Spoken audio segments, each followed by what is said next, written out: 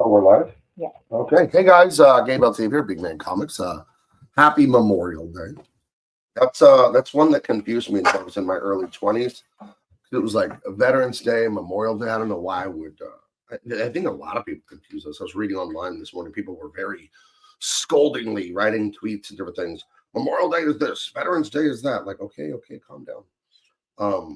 But yeah, I did get that straightened out when I was in college. I did figure out which was which because I was a little confused. I when I was younger, I thought they were both just days to honor anyone who had served. I had not understood that Veterans Day was particular in its honoring of the dead, the war dead. And that no Memorial Day. See, I just did it. Memorial Day is for those that have passed away, that have given the ultimate sacrifice, and of course we love and honor them. That's one thing about living in San Diego that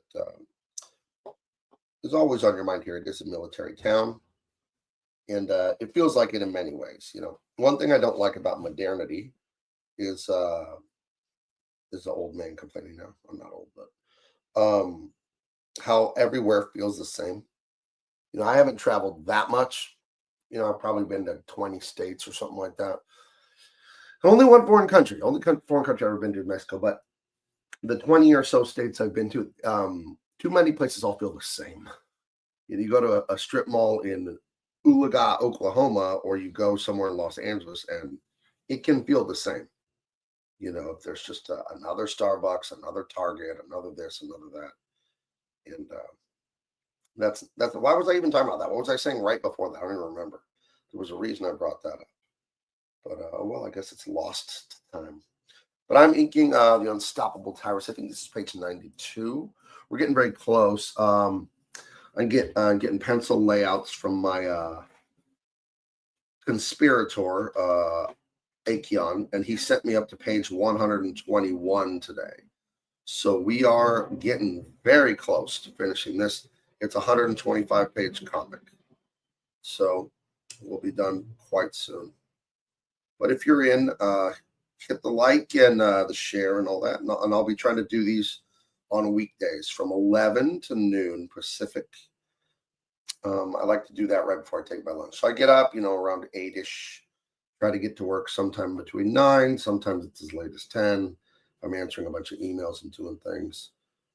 Got a job offer today. I haven't freelanced in forever, but a guy who had hit me up years ago about writing this, just doing a comic book that I would write and illustrate and stuff, wants me to do some illustrations for some books that I'm actually pretty excited about. It's right up my alley.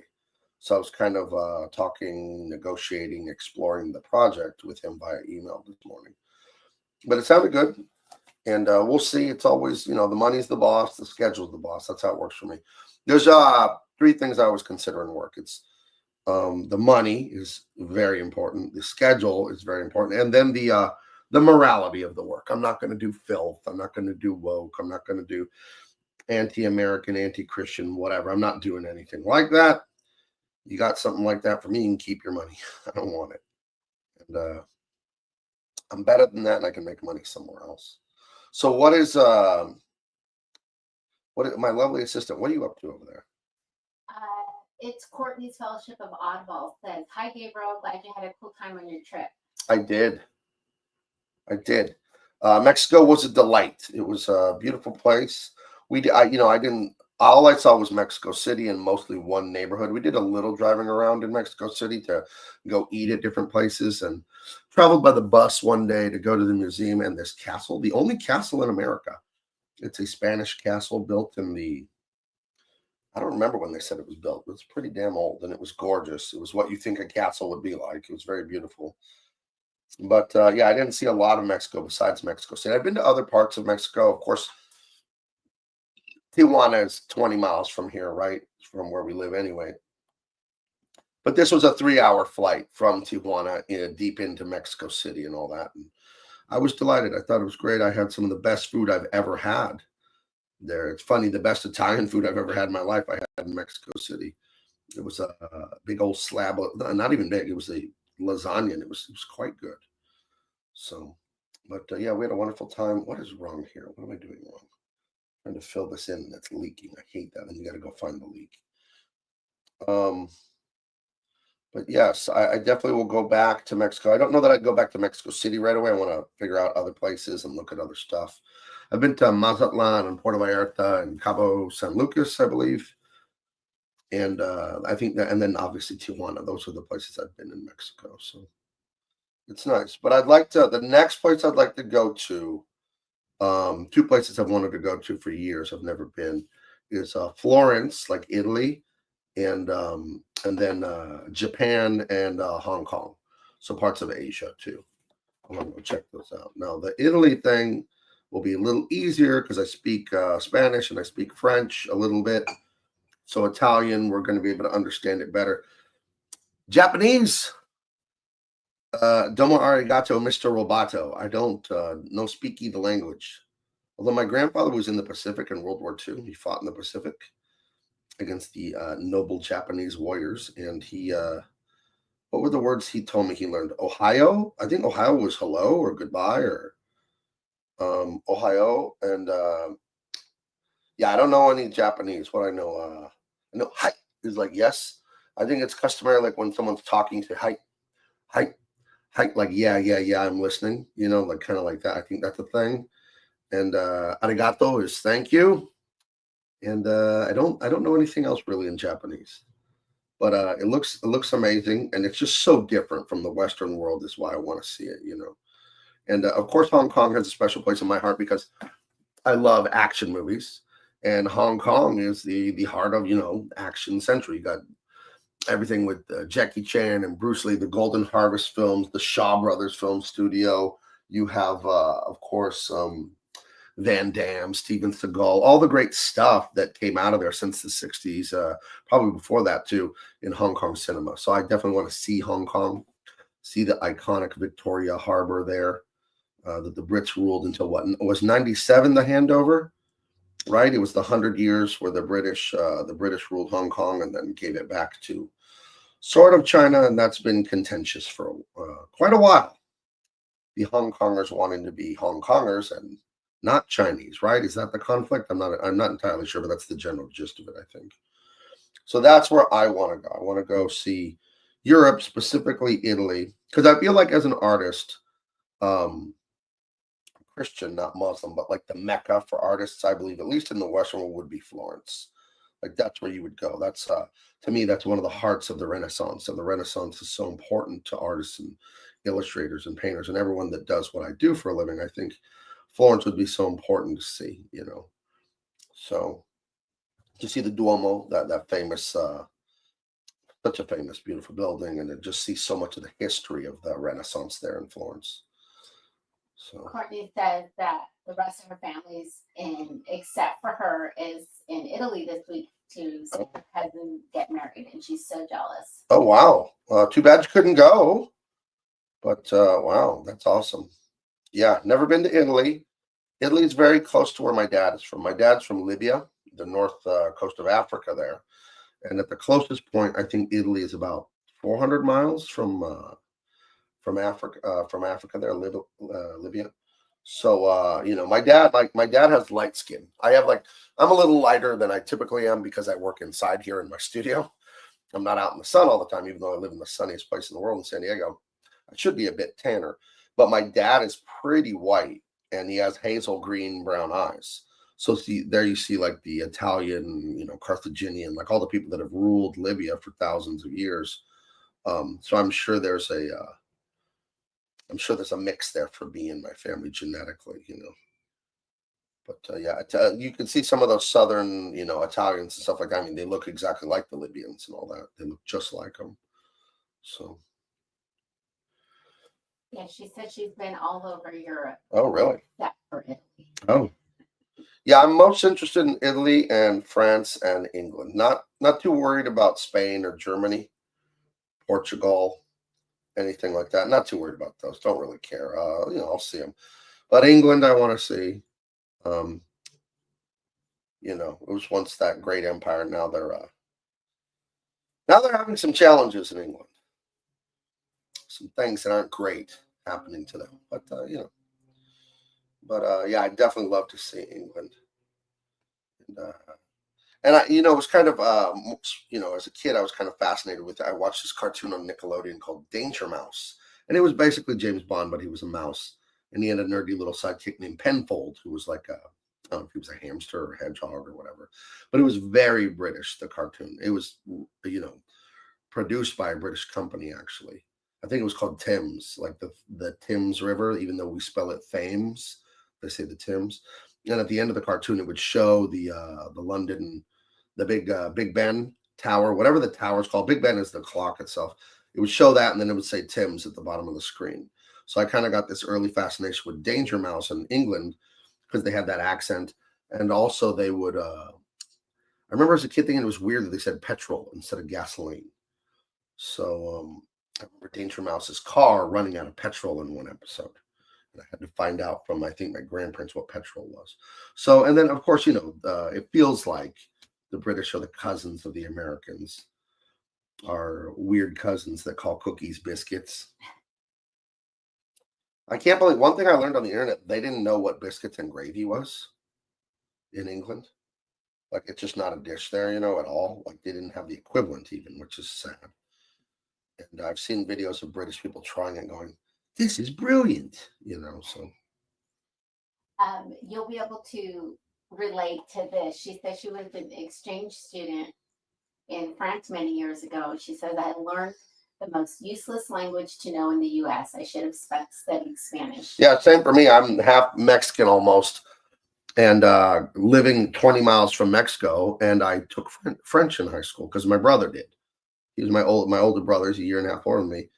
He took French, so I just signed up for it too, not thinking about it.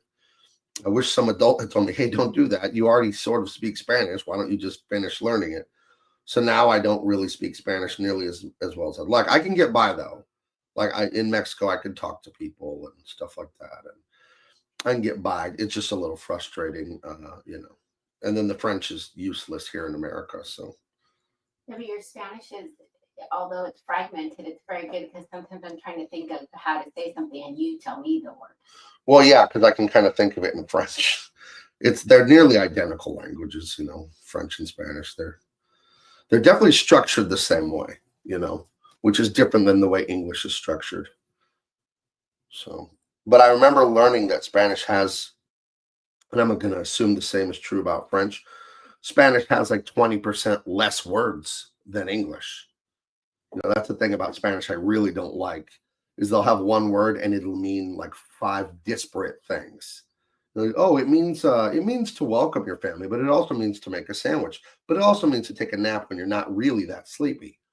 It's like one word means all of that, and like so bizarre. And when you speak to native Spanish speakers, they don't even realize it. It's like a trick has been played on them. Like a real funny one is your spouse is handcuffed. It's esposa. And you talk to people who speak Spanish, they don't even realize that till you point it out to them. Like, how do you say wife or spouse? Or like esposa. And like, how do you say handcuff? It's like esposa. Oh, wow. And like Spanish speakers don't even realize that. So yeah, it's a little weird, the utility of that language where they recycle words for similar things, but also for unrelated things too, I think is very strange. Excuse me. So, but yeah, I definitely want to become more of a world traveler. I spent so many years just being a worker, like overworking, honestly. Like, because I got married very young. I was 18 and we were broke. When we got married, I worked at Toys R Us, and then I worked construction and just worked at factories and odd jobs. And I didn't make any money. I would make $7 an hour, $8 an hour. One time I was making like $10.50 an hour, and I thought I was rich. My wife waited tables. So we've worked very hard, she and I, and only now we're like not indulging, but like trying to be like, hey, it's been a couple decades. Maybe we should enjoy some of this, So that's an interesting thing that's different. So that gets me wanting to really make an effort to travel more, because going to Mexico 2 weeks ago, that was the first time we ever took a family vacation like that, like ever. All the other vacations we ever took was like going to Las Vegas or like visiting family, So, but yeah, I definitely like to see more of the world. One thing. Oh, go ahead. Sorry, I'm not sure what she's referring to, but she said Sam De La Rosa is from San Diego, right? She met him at Comic-Con in Denver. I don't know who that is. Sam De La Rosa. I'm not familiar with him. I don't know who that is. I'm sorry. One thing I saw visiting Mexico is, I mentioned this to my family when I was there, that it felt different, but it didn't. It's like I don't feel like I'm on another planet. You know what I mean? It did feel pretty normal to me, to be there. It didn't feel exotic, way different than America. Now, granted, we stayed in a pretty, by what we could see there, a pretty wealthy neighborhood, near their Central Park and all that stuff. So, Grant Rocha says, in 2040, Hispanics will have a majority in America. Even though I don't teach Spanish, I tell students how important it is to learn it. I used it when I went to Mexico, Peru, and Colombia. Yeah, I wonder, I've been hearing that for decades. Hispanics are going to outpace European people in this country. And I do wonder if that'll hold. Because what you find is when populations become more and more successful, unfortunately, they tend to start having less marriage and less children. And if the Hispanics start to become very successful, like in general, because there are plenty of successful Hispanics, but there are plenty that are not in this country. But if the Hispanic population in general starts to become very, middle class, upper middle class, and that becomes the norm, you would start to see their marriage rates drop and their children drop. So I do wonder, of course, if the current trends holds, yeah, they're going to outpace everyone. But I have wondered about that. Will there be a slowdown as they improve their financial fortunes? That is a possibility. So time will tell. Our tour guide said that right now the popular thing is to have dogs, and they call them. Well, you got to have context. Our tour guide, when we were in Mexico, in the ultra rich, yuppie hipster neighborhood, was filled with people who, they don't have kids. And just like here in America, we say like a dog mom or whatever. He said there they call them dog kids and cat kids. And I saw dog walkers, like people with a man with a leash with like 7 dogs. So he's a professional dog walker for these Mexicans that have means now. They have money because, again, we stayed in a rich neighborhood when we were there. And these people, they didn't seem to have kids. And if you know anything about Mexicans, they be having kids. Courtney said that Sam De La Rosa, he did Venom cover. Oh, you told me that. The Venom Lethal Protector. I have like 3 copies of that from when I was like 13. That's right. You mentioned that once before. It's a great cover. I just saw that cover at an antique store, pawn shop kind of place when I was in Vegas last month for the Friday Night Tights meetup. They had it on the wall. And when I saw it, I remembered that you had just mentioned it to me on some live stream. That's right. So. And Grant Rocha says that he took Latin for 2 years and Spanish for 4 years. People need to be open to learning other customs and languages. And then he also says, just about everywhere I traveled, they spoke English, but I still spoke Spanish anyways. Oh. And I like what Courtney says here. She says, my sister had lived in Chile for years. She was smart taking Spanish. She's fluent now. My brother had his 3 little ones learning Spanish as toddlers.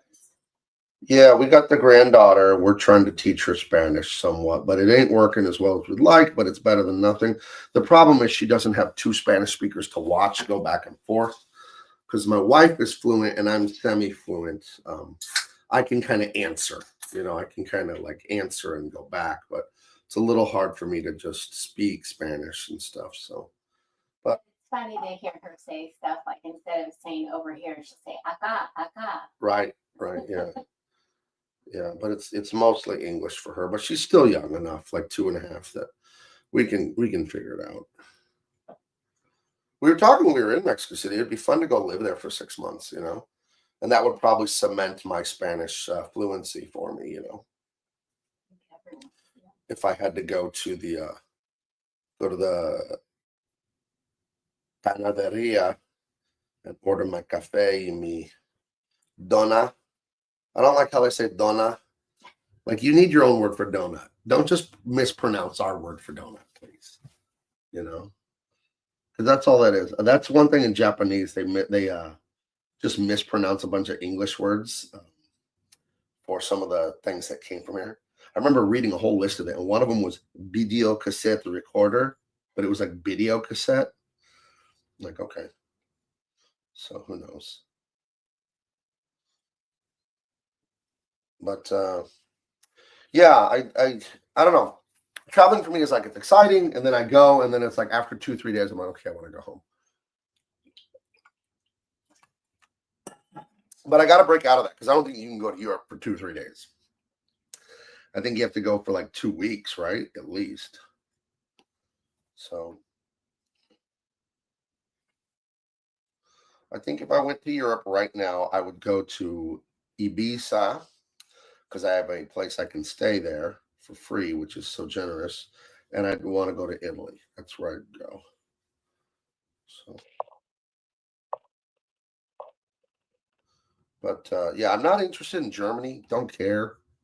I don't drink, so I don't care about the beer and all that. I do love a good pretzel, though. Aren't they known for that? Like pretzels and beer and sausages, and bratwurst, and Mexican ranchero music. Right. That's what that is. The ranchero music is German music. Because of the Germans that were here a long time ago making beer and I guess doing ranching or whatever down in Mexico.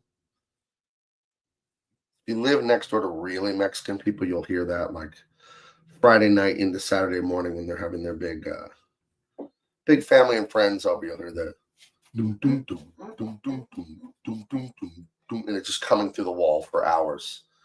And yeah, that Mexican ranchero is actually German music. So, yeah. Grant Rocha said, I like El Cardenal when I went to Mexico City. Great food. Yeah, we had such amazing food down there. I'll tell you, one of the most simple things is like roasted chicken, like El Pollo Loco, which, by the way, El Pollo Loco is from Mexico. I didn't know that. It's a Mexican man who owned a shoe store with his wife. Every day when he would get off work, he wanted to go to this roasted chicken place because he loved it, but it was sold out most of the time. So he sold his shoe store that he ran with his wife or whatever, and they opened their own little roasted Mexican thing, roasted chicken place, El Pollo Loco. And they ended up expanding into America in the 80s. He doesn't own the American El Pollo Loco, but he does still own the Mexican one. He started that like in 74, I think. I just saw a YouTube video about it this morning or last night. And the best chicken I've ever had in my life, I had next to the bus depot there in Mexico City at Chapultepec. And it was just really cheap, fire roasted marinated chicken. It was very, very affordable. And it was just outstanding. It was so good. So good. But yeah, so much of the food there was good. The only food I didn't like when we were there was strangely enough, the most like bougie gourmet was this restaurant at the museum. The museum is world class. The anthropological museum there was outstanding. But they had a museum downstairs and the food was well made, but they were being cute. They were like, hey guys, I went to culinary school. Here's what I learned. It's like, you know what? Mexican food was fine. You didn't need to do all this stuff to it, you know? And I don't like that. My dad's a gourmet chef. My mom's family owned a restaurant. So I grew up around people that really knew how to cook. And I learned how to cook. And I don't like when people get all Food Network cutesy with the food, you know? There's nothing wrong with just a peanut butter and jelly sandwich. It's actually pretty good. You know, you don't have to do a bunch of stuff to it. So I don't know. But yeah, we ate good when we were there. We ate really good. But yeah, the meal at the museum was a little boring, frankly. The food, the guacamole they made tableside was outstanding, but I Right. mean, So yeah, that was the best part of our meal. yeah, the rest of it was like, okay, I guess like there's flowers in my taco that I have to pick out to eat it, and you know, you're serving it with this and that, and they're just, I don't know. It was very high quality, but it was not my favorite. No, again, they're just like getting cute with their culinary degree. It's like, stop it, you know. Yeah. Let's see here.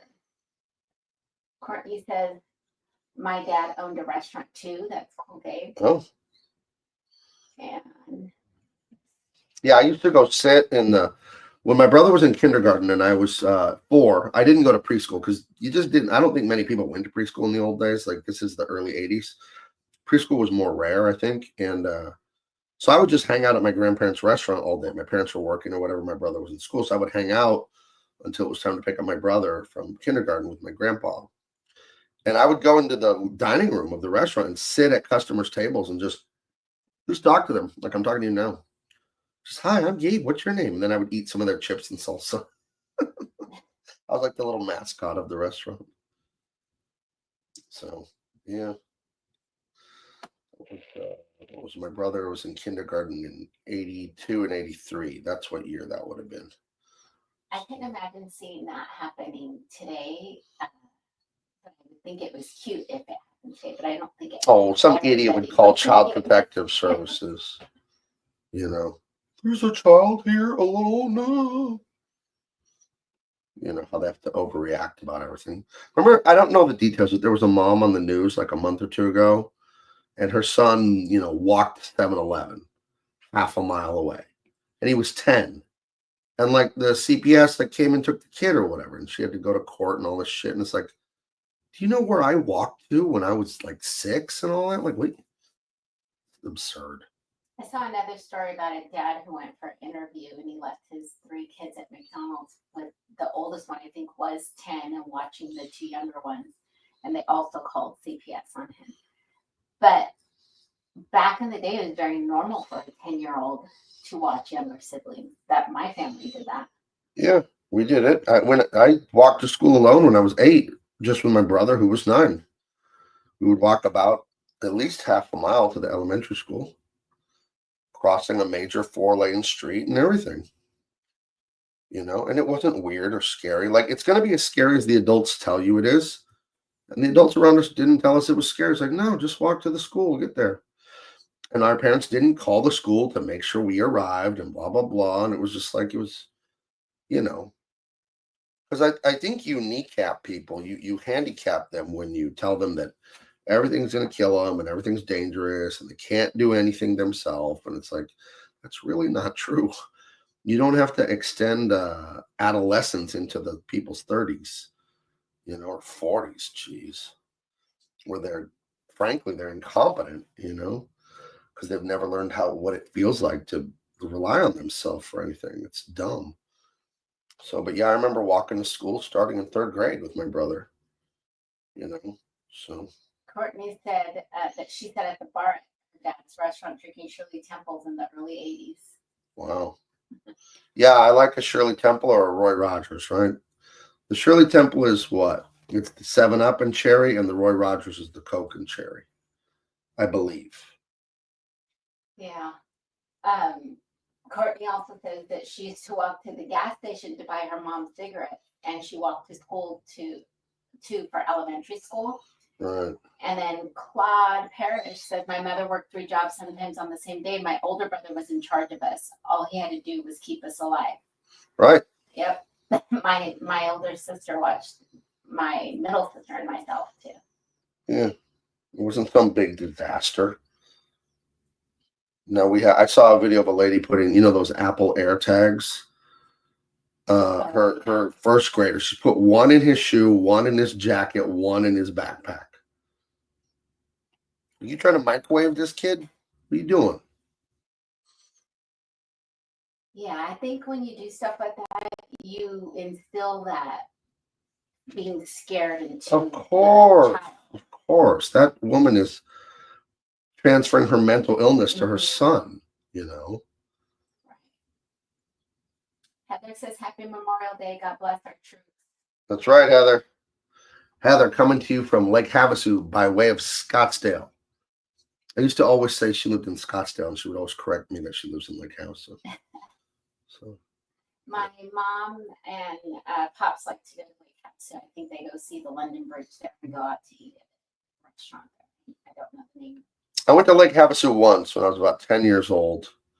My stepdad's family lived out there. What time is it, Adrian? 11:36. Okay, because I want to spend a little time on this next part, but I want to make sure I have enough time. Yeah, my stepdad's mother, lived in Lake Havasu with his, I guess, his stepdad because his father had died. But it was my stepdad, Larry, who my mother married when I was the summer after fourth grade for me. And, I don't want to, I'm not going to be a gossiper, defamer, or anything like that, but he was not nice to us. He was very mean. And it was a looming shadow for a lot of my life, a lot of shame, a lot of powerlessness, a lot of feelings that I carried into adulthood, caused a lot of problems for me in my life that you're not aware of. I study psychology like I'm a damn psychiatrist myself. I really do. You can ask my wife. I've studied mental health for the better part of like 15 years now to help myself out to be a better man, a better husband, a more effective person. One of the things Carl Jung, one of the fathers of psychology, said is until the subconscious is made conscious, it will control people's lives and they will just call it fate.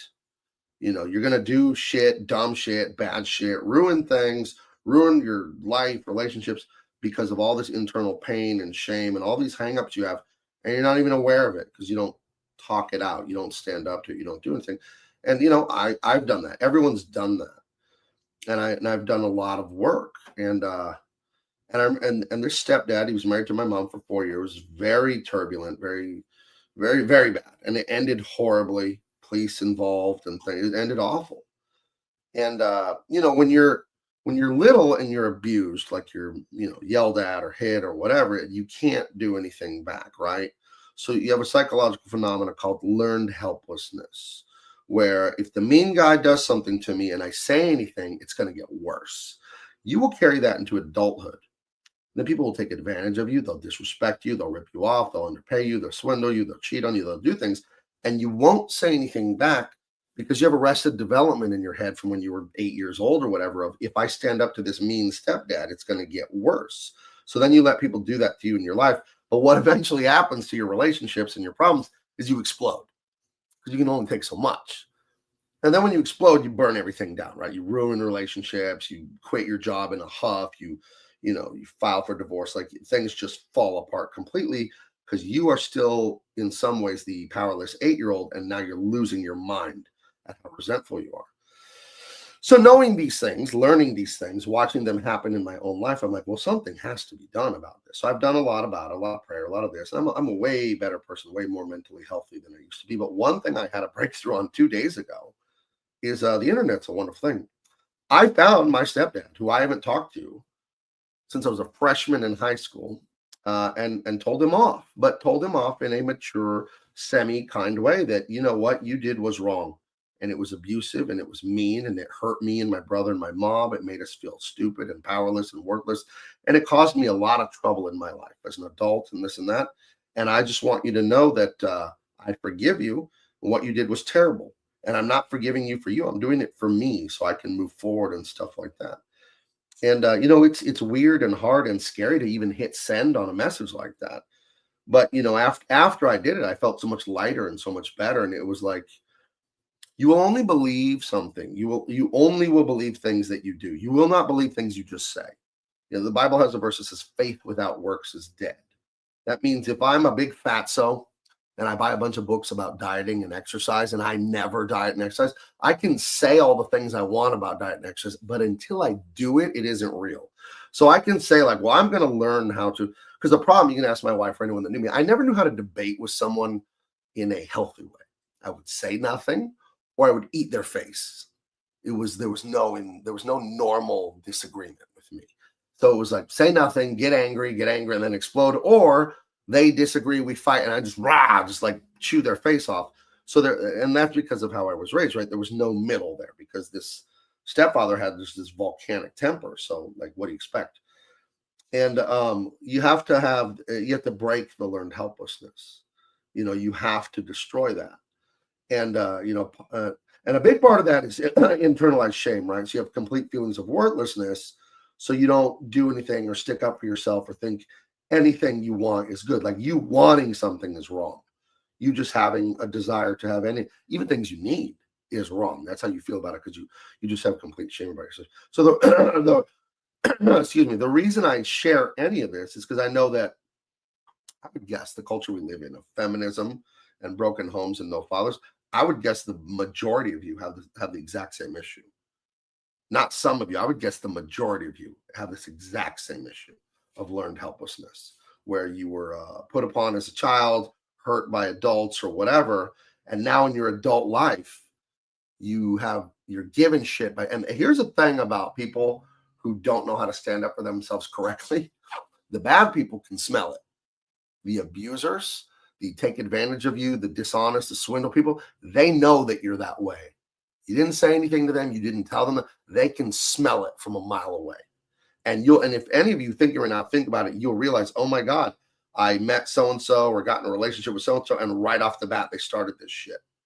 And I can't explain to you how it works on a psychological level. I just know it does.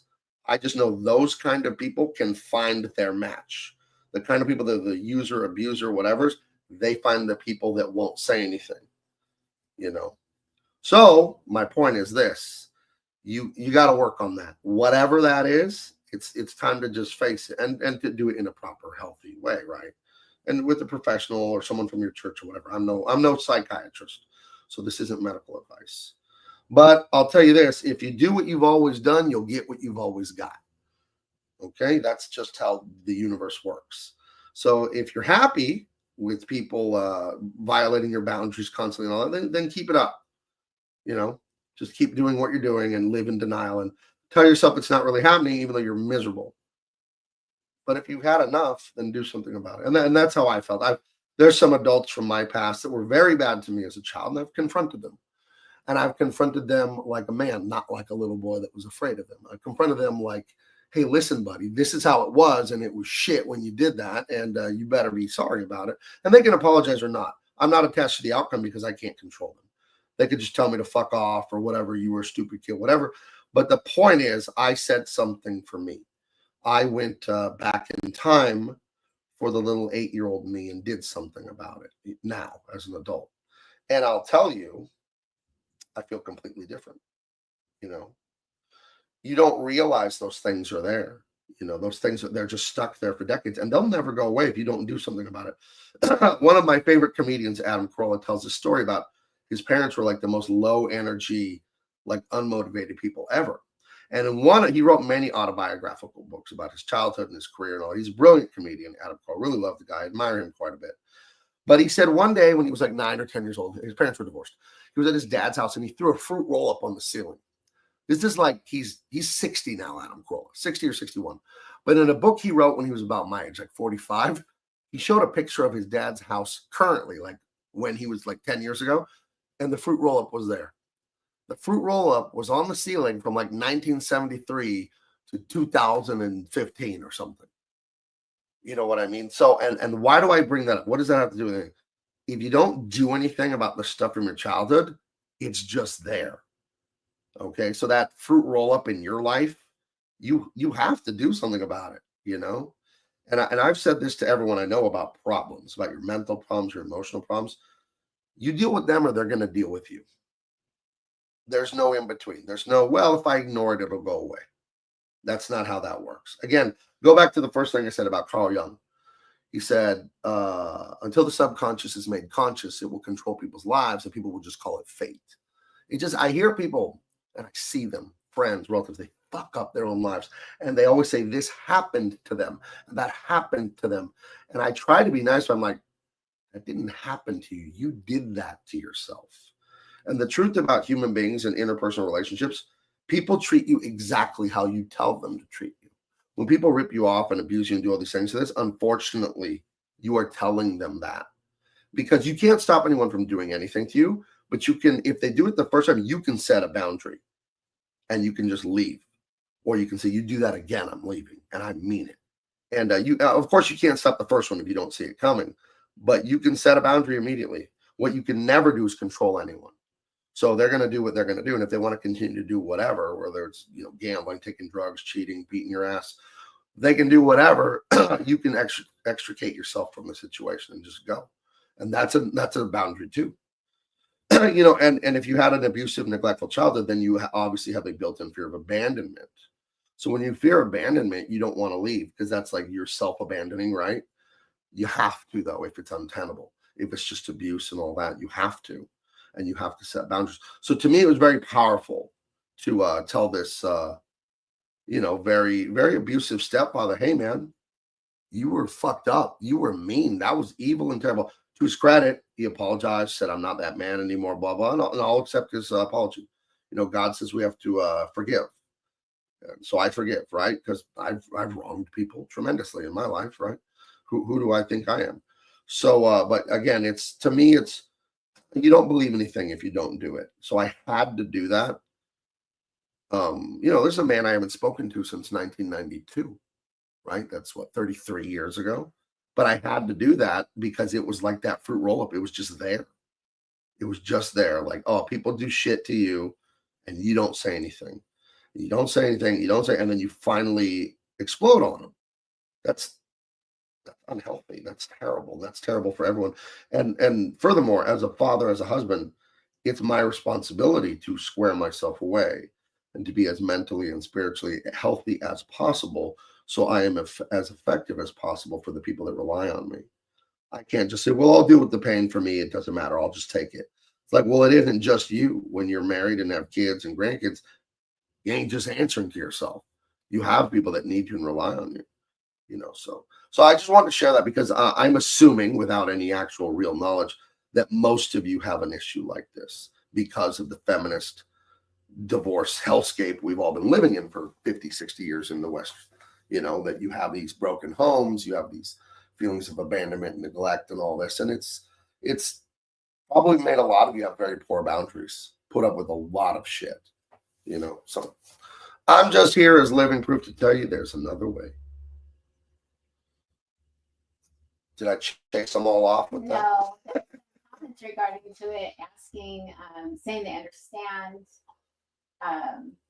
that Courtney's stepdad ended up in prison. There you go. It was a blessing for her mother. Right.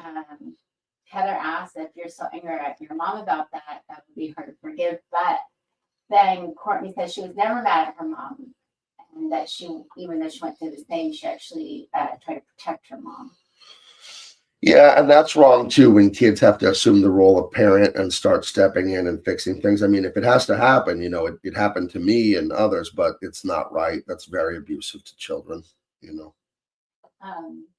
I think Courtney's referring to when you said like people like blow up and there's no in between. She said it's emotional deregulation, Gabe. I'm still guilty from it, but from time to time. Right. But I'm telling you, if you confront whatever happened to you, it goes away and almost like literally instantly. Just like, oh, I can disagree with someone and have boundaries calmly and normally and healthy. And I've been asserting that lately because, again, like I told you, I just wouldn't have boundaries in the past. I would just tell people to fuck off and die. Like I would just like be so cruel, and that was my boundary. And all that is a hurt little boy. When you're terrified, it's fight or flight. So when you're hurt really bad, my personality is very aggressive. So my fight or flight is fight.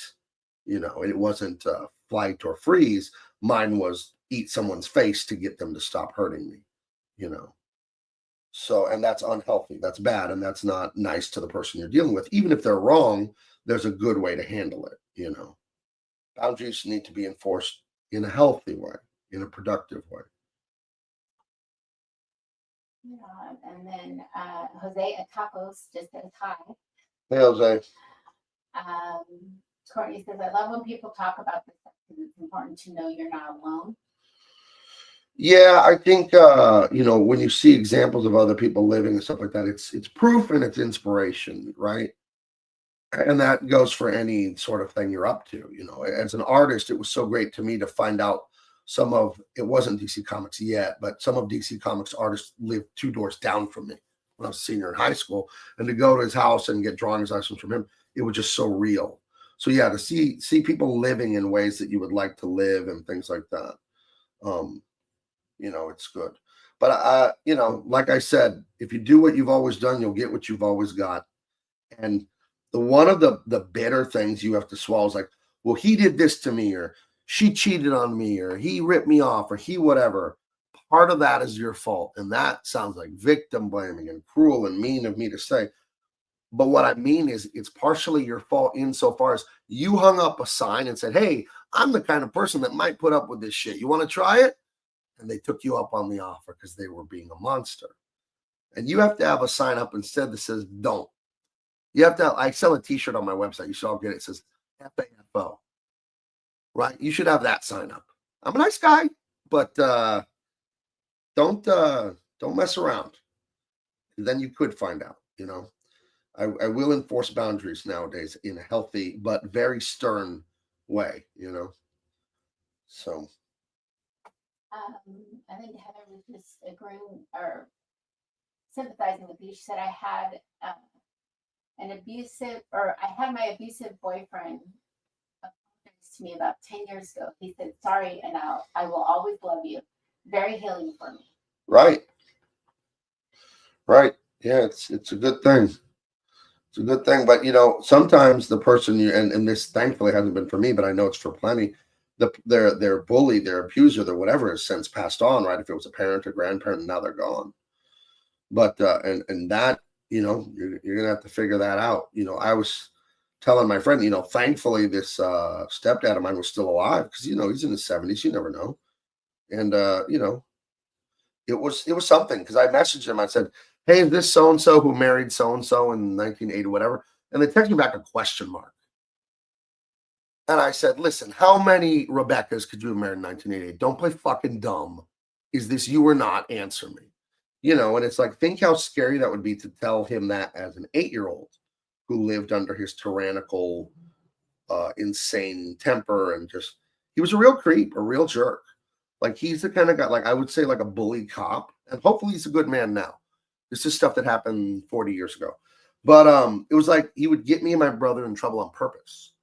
Like I stayed home from school one day with like a minor cold, and I was, you know, and he's like, "Hey, don't play the Nintendo while you're home alone." And I'm like, of course, I turned on the Nintendo once everyone left, and all of a sudden he showed up 5 minutes later.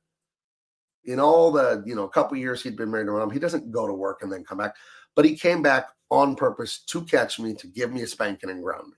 And he would do stuff like that. Like he loved like busting us and just being like this weird authoritarian, like, and it just made you feel terrible. You know, I told him, I said, you know, I would lay in my bed at night scared that you were going to come in my room and kill me. You know, he collected Civil War memorabilia. And I would think about the swords that they had on the wall. And I would think that because he would always scream and yell so much like a crazy person. And I actually, I mean, imagine being like, you know, 8 years old, 9 years old, and you're sitting in your bed thinking you're going to die, right? That's horrible to live that way. You know, and it's adults shouldn't create environments like that for children. So if you've ever wondered why I hate abusive bully types, I beat the shit out of a few bullies growing up, and I'm certain it's related to this. You know, I don't like bullies. I really don't, because of how powerless I was made to feel when I was little. You know, so Um, Heather says, beautiful work, Gabe. oh, thank you.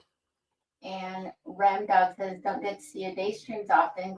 Gabe, glad to watch. Thank you. Yeah, this is the Unstoppable Tyrus, page 92. I'm inking this up here. I just got up to page 121 in layouts from the guy doing the pencil layouts. So there are 4 pages left in that book. So that is awesome. Our sci-fi book, Empyrean, I got an email from the printer this morning. I'm printing just 40 samples. I'm handing some out to potential clients, looking for some big like clients there. And as far as crowdfunding for you guys, I haven't figured that out exactly yet. Might delay the book some. I don't know. The book is done. Spell checked, art checked. It's gorgeous, the book, Empyrean, the sci-fi. It's heartfelt. It's thrilling. It's exciting. We love Empyrean. And I'm not exactly sure when I'll be releasing that one. But the Tyrus book is moving along. And my next book I'm going to work on is military thriller. If you love Black Hawk Down, it's like that. It's like 13 Hours, Hillary Clinton's favorite movie. It's like Lone Wolf and Cub. It's got that aspect of a man alone with a child. So you'll notice in a lot of my work, you're seeing stuff about fathers and boys. And of course, this is coming from within, you know, within me, my life and my experience like that. So, but yeah, I wanted to share that stuff about confronting yourself mostly, Because again, you can't control anyone. And just like, you might feel scared or feel whatever. And you're like, yeah, I just have to do this because if I don't, it's going to be like that fruit roll up stuck on the ceiling and it's just going to be there forever. And it's just going to rear its ugly head every once in a while and just cause trouble.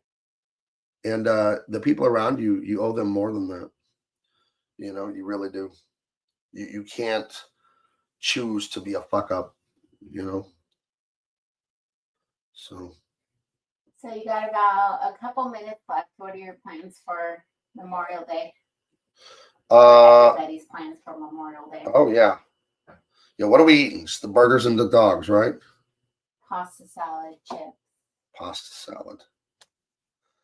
What are the people out there? Do you agree with me on this that we should have a class action lawsuit against all chip manufacturers because they put like 30% less of the flavored powder on all chips than they should? I'm eating a Dorito and it's like, this is good, but it just doesn't have enough cheese powder, enough of the salsa cheese flavored powder. Every chip I feel that way about. Every chip from every company just doesn't have enough flavor. This has bothered me since I was a child. I don't know what it is. Heather says the hair is always my favorite part to watch. Yeah, I take a lot of pride in the hair because it's a difficult thing to learn.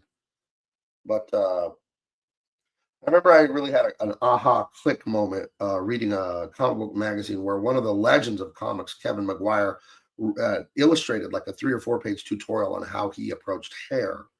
And once I looked at that, I was like, oh. So I kind of adopted a lot of that into my work.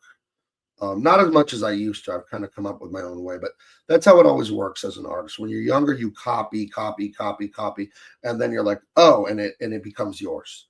You take what you learn from copying, and then you apply your own mind and sensibility to it. So, but yeah, the hair I take pride in because it's a pretty texture. It works well. So Hosea Taco says heaven brand and chips have extra powder, especially the Doritos. I've had them. It's not enough. Whatever you think is enough, add about 20% more. Yeah, whatever you think is enough is not enough for me. I want more.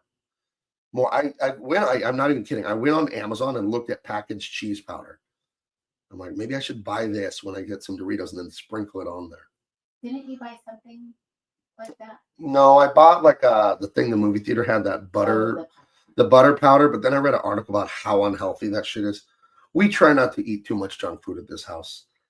We've lost a lot of weight. My wife, myself, my daughter. My son has always been super fit, but he didn't need to lose weight. But the other 3 of us have lost a lot of weight. So we try not to eat the garbage. The good thing about not eating garbage for a long time is you don't have a taste for it anymore.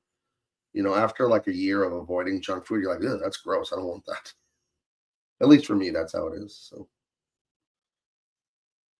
All right. Last up, I guess, because we had asked what they were doing today. Rem Dog 1138 says just reread Lion, Wolf, and Cub and Samurai Executioner. Nice. Oh, one last thing about samurais. I'll let you go. I was learning about Star Wars, the very first one. That's the movie Jericho and I are reviewing this week. We're actually reviewing a good movie. 1977 Star Wars. George Lucas wanted Toshiro Mifune to play Obi-Wan Kenobi. But I think his family and his agent were like worried that it wasn't going to be a great movie, so he didn't do it. But that would have been awesome. So, but Alec Guinness did great as Obi-Wan Kenobi anyway, so whatever. So. All right, well. Courtney says she's going to a show tonight. I'm going to go see the Bouncing Souls, the Adolescents, in H2O in Denver. Oh, wow. It's some old, is the Bouncing Souls is what, ska? Or is it punk or both? I think it's ska. Courtney, do you live in Denver or outskirts? I'm sure you've heard Gabe used to live in, or I guess we both. Wait a minute. My brother used to date a woman in Denver named Courtney. Is this you? Oh, God. She said it's punk. Punk, okay. Is this my brother's ex from Denver? remember what. That's his problem, not mine. Whatever he did, I'm sure he's sorry. She says she's about 40 minutes from Denver now. I grew up in Philly, though. Oh. So she's enjoying the People's Republic of Colorado. The People's Republic. Turned into a communist shithole. She laughed. Yeah, we used to live in Greeley, and when I moved from San Diego to Greeley in 1999, I grew up in San Diego. I was very shocked about where I was and the lack of, I don't want to say diversity, but it just was a farm town, and I was just so shocked at where am I? It's very different than anything I had ever seen. Really weird. She lives in Colorado Springs. I've only been there a few times, which is very conservative compared to the rest of Colorado. Mm-hmm. Air Force and Army City, yeah. Right. Right. All right. You want to say bye? All right, guys. Hit the like, hit the share. I need you. This channel has to grow. YouTube doesn't like live streams, but it'll like live streams if we get enough people watching. We start to get super chats and all that. YouTube, they want their money, right? They don't want to let me live stream just for free forever. So in order to appease the YouTube people, I need you to take your finger out of your nose and click like on your phone right now. And then just hit share. Just share it to Twitter, Facebook, whatever. Just do that. 1, 2, like and share. And we just grow it. Tell your friends. We have a lot of fun here. We total honest intellectual conversations. That's what I like to do. And I'll be back tomorrow. I'm going to try and do these Monday through Friday, 11 to noon. And I'm going to still do my show live with Jericho Thursday nights, 7 to whenever, where we do our improv comedy and review movies. This week, we're doing a good movie. We are doing the 1977 masterpiece, Star Wars: A New Hope. All right. Happy Memorial Day. Talk to you guys later. Bye-bye.